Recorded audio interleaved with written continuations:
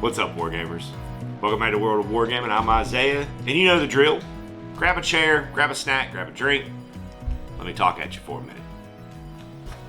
Today, the thing that I'd like to talk at you about is this game. Verrotwood, The Old West by Mike Cruchett. This iteration in the Verrotwood series is set in the southwest of the United States in the 1800s, where a giant calamity of some sort has fallen within the desert, completely isolating the towns and homesteads of the region. And then they began to hear the voices of the old things and the dark things and the elder things calling to them, beckoning them to their service. So we are functioning within a weird history, Old West setting. Now I printed this book out as soon as Mike sent me the link, and since then there have been some things that have been corrected and fixed. I don't think any of them were rules related. I think it was mostly layout and typo kind of thing. So hopefully that won't affect what we're doing here.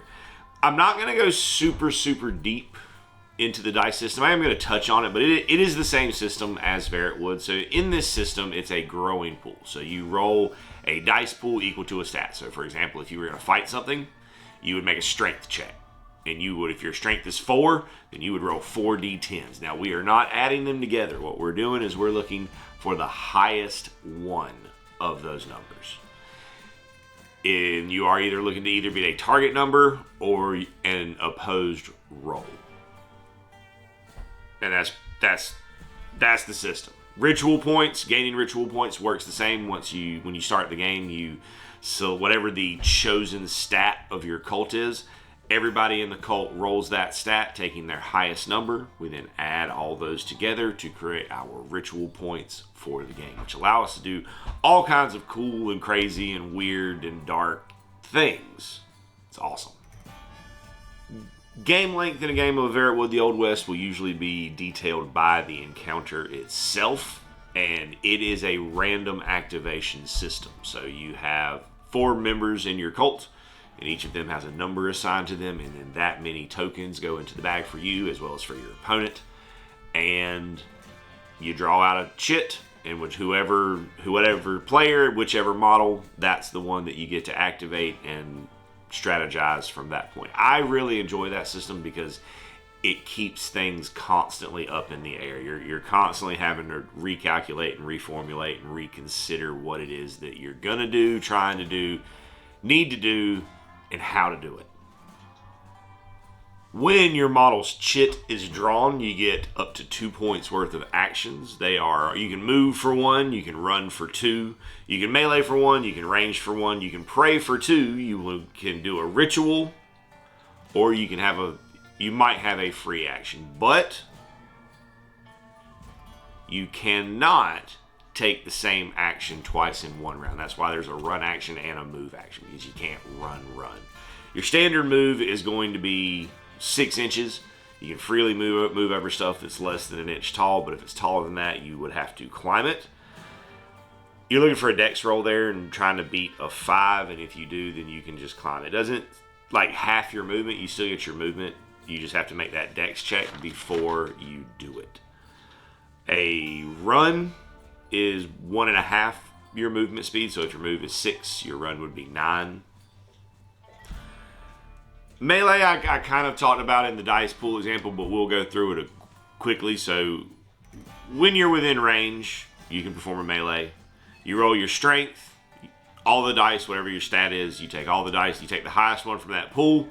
Your opponent does the same thing with their defense, taking their highest. And then if your highest beats their highest, then you have hit them and will deal damage according to, I believe, your weapon.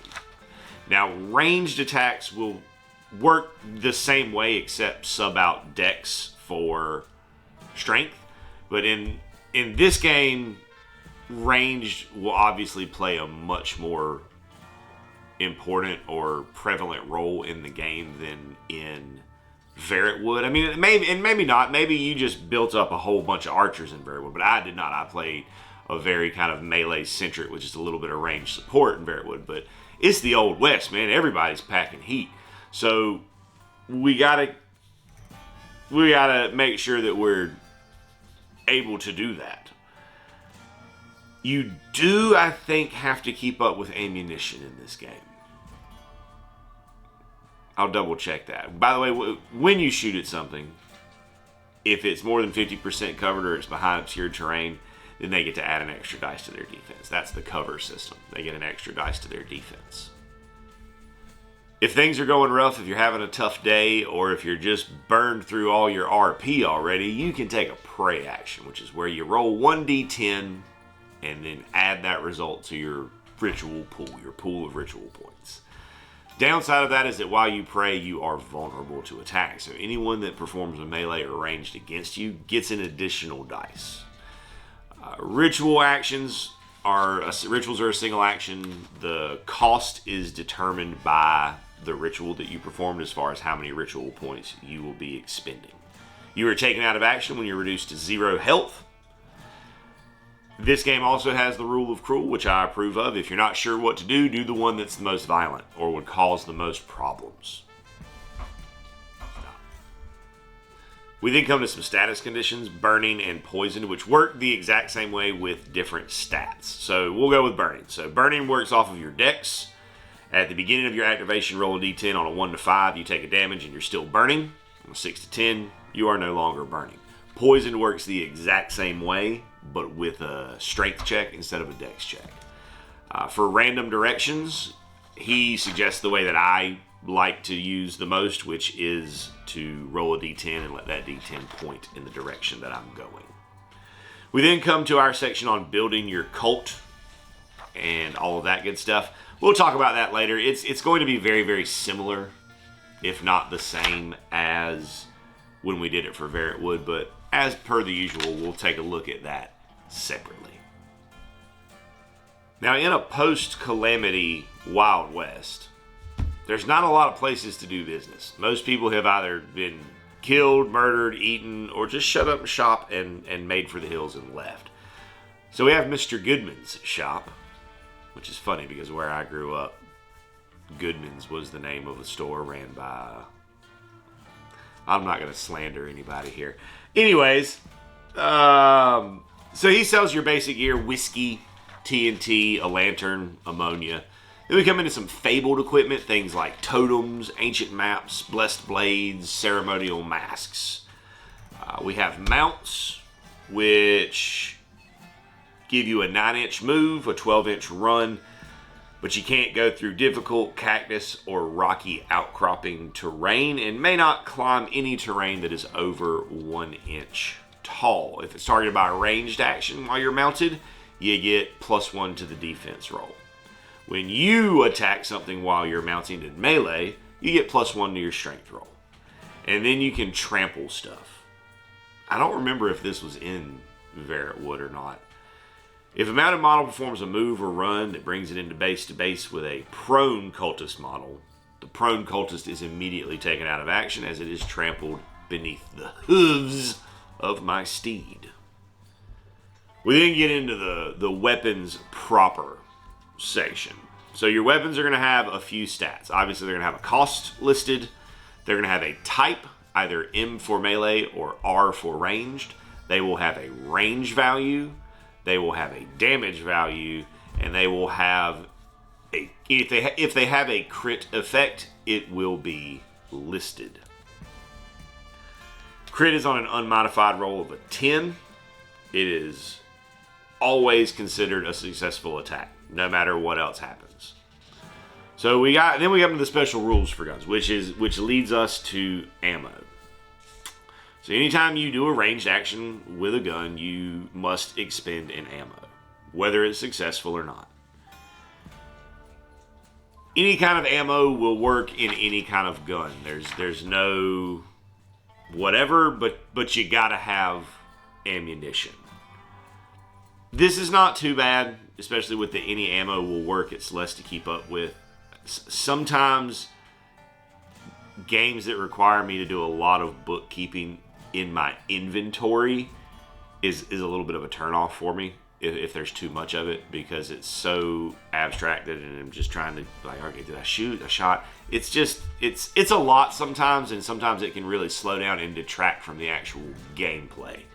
I think there's a place for those kinds of rules, but it's in when you start leaning more into simulation than game is what I feel like with that. So I like that this is pretty basic. You just got to make sure you have some. So any of us who've seen any kind of old Western movie, we've all seen the scene where the guy's like just kind of sticking his gun around the corner and shooting, or kind of sticking it up over the water troughs and shooting. That's represented in the game with the blind fire rule. So you can shoot at something like that you can't necessarily lay perfect eyes on, but they get an extra D10 to their defense when you do it, because it's not the most accurate of shooting. Shotguns have a special crit rule. If you're doing it within 6 and you crit, the model is knocked prone.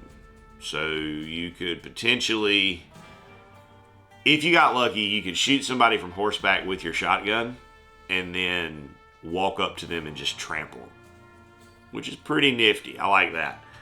We got some special rules for bows, because bow and arrows would have been a thing in the Wild West.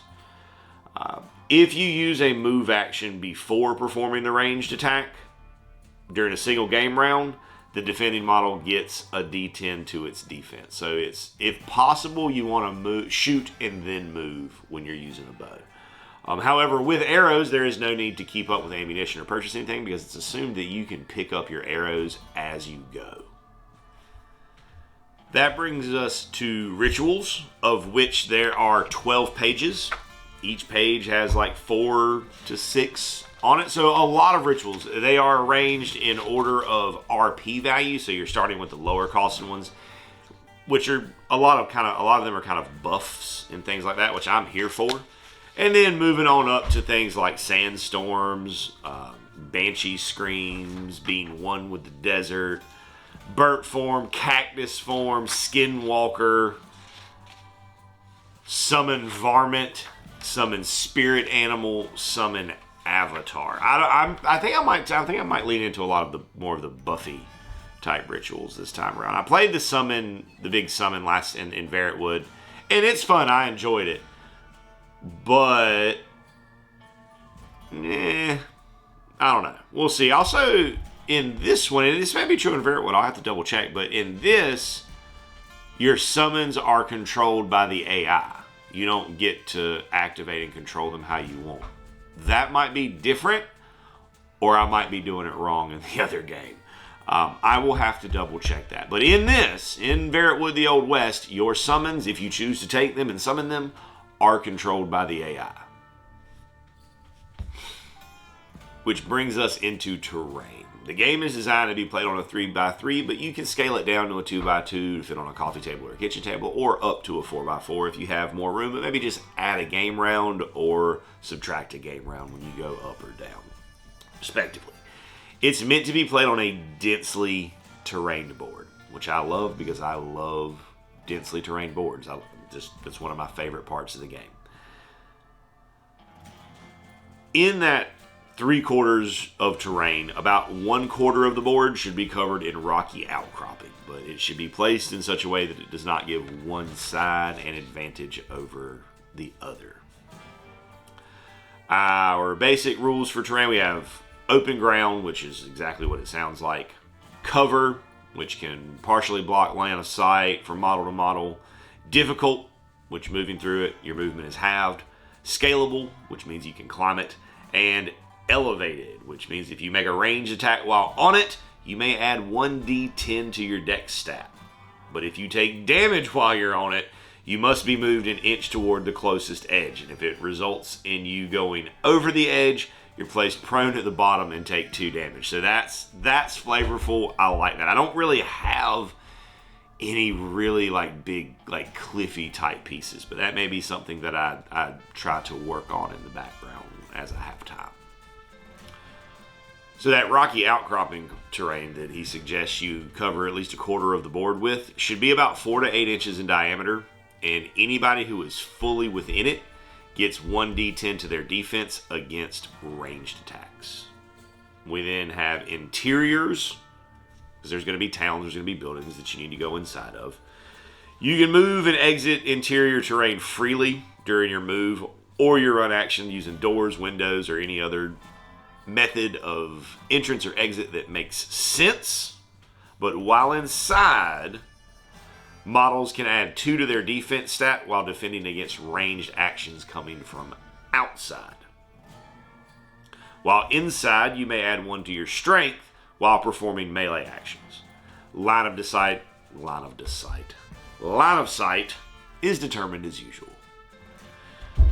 We have the cactuses, which used to provide some nourishment in times of great need and struggle, but now all they do is just hurt us, bring us pain like our exes. So when you finish your movement within 2 inches of a cactus terrain feature, you got to make a dex check. On a 6 to 10, nothing happens. On a 1 to 5, you take 2 damage. We have caches in this one, so it's where people were scrambling and a lot of people just left stuff behind when the calamity struck. So when you're adjacent to it, you can make an int stat roll for 1 action and then take the thing that you get. So that could be on a 1 nothing through favor, ammo, TNT, whiskey, or on a 10, 1 victory point. But a cache can only be searched once per encounter. So as you battle across the remains of the Old West, you may come across things like Gatling guns. If a cultist is in contact with a Gatling gun, but only one cultist, it doesn't work if more than one are touching it, they can make a ranged attack at a range of up to 10 inches. When they do it, they roll 3d10. Each of those d10s is a separate shot. The target then makes 1 defense roll, and any of those Gatling rounds, any of those 3 rounds that hit them, will deal 5 damage. However, if any 1s are rolled, the gun will jam and cease to work for the remainder of the scenario. There are some spots out in the desert that are considered sacred. If you pray in one of these spots or within 2 inches of one of these spots, the amount of RP that you generate is doubled. It's pretty significant if you roll well. We also have ramshackle terrain as our last one, which is old and rotted and it creaks and it smells and it's full of termites and all kinds of other stuff. If you end your activation within 2 inches of ramshackle terrain, you must make a dex stat roll. On a 1 to 5, you're placed prone and take 5 damage, and the ramshackle terrain is then removed from the table as it has collapsed on top of you. We then come into our mobs, our monsters, of which there are quite a few, and they all have their own unique AI. There is no universal AI. It's detailed by each monster what they will do. But some are so powerful or rare that they have the legendary keyword. And you can only ever have 1 creature with the legendary keyword in an encounter at a time. If 2 would appear in the next encounter, roll off to choose which one will appear instead. And we have things, mobs like the Wendigo, the Weeping Bride, the Colossal Rattler, Desert Beasts, the Hairy Man, which is kind of like a Sasquatch kind of monster, the Thunderbird. That's going to be fun to paint and model. I actually have a model I think that I'm going to use for this. I have an old High Elves Phoenix, like Fire Phoenix / Frost Phoenix, that I never did anything with the model. So I might break that out and paint that up as my Thunderbird. Yeah, that might be a good use for that kit that's been sitting around for years and years and years. We have the Untethered, the Reanimated Gunslinger, Something in the Sand, which is straight up Tremors. I love it. The Big Owl, which is kind of like an owlbear type monster. And those are all the unique ones. Now, this right here, this next thing that I'm going to say is where I think hands down this book has a huge leg up on his other game, Verrotwood. And that is in the encounter section. Because there are, like, let's count them. 1, 2, 3, 4, 5, 6, 7, 8 scenarios in this book. Off gate. Several of them, though not all of them, have a solo version built into them, as well as the head-to-head. But one thing to note about the solo play in this game, I was correct. So in Verrotwood, the Old West, when you're playing a solo campaign, you're going to be playing against, you're still technically going to be playing against a cult. So you're going to be playing against one of the AI cults. And they have, there's 4 or 5 of them. We're going to talk about those in a second. They have their own AI that they follow and do things according to. So you're not going to be fighting just the monster in these, whereas in Verrotwood, I think you're just fighting the monster. There's no AI cults in that game. So that's fine. It's cool, but it does mean that you've got some extra model prep to do in order to play the game solo, which is fine for me. I have tons of extra cowboy gunslinger type stuff sitting around, and I may have some stuff sitting around that I can just use without having to do any extra work. But of the 8 scenarios, 1, 2, 3, 4 of them. So half of them give you a solo, or are listed as being solo playable. But I would imagine that with a little bit of tinkering and some diligence and some patience with yourself, you could probably convert any of the head-to-head missions into solo missions, especially with the inclusion of the AI cults. That makes it a lot easier to make something solo because it gives you a definite enemy to fight against. Because otherwise, if it's a mission where it's, claim objectives, but there's only like a monster that doesn't care about the objectives, that's difficult. But with the AI cults, that same mission is playable. So after our missions, we come into our campaign and post-game stuff. And it gives you a little bit more information in this game for running a solo campaign than Verrotwood did. So that is another, I think, improvement on this, especially for someone like me who plays a lot of solo war games. So with the solo campaign and with the AI cults in solo campaigns, you can choose to fight the same one, or you can choose to randomly determine who you're going to be fighting at the beginning of the game. I'm going to at least start off with just fighting one. That way I know that I've got the models that I need to play the game. And then I may expand out into some others and mix it up later on. Power in solo campaigns. So when you're playing one of these, you have to decide the amount of power needed to win. Power is what you gain when you get victories. Just like in the head-to-head campaign, AI cults share the power gained from encounters if you are competing against multiple cults. So you're kind of competing. You could lose to the AI cults, I guess.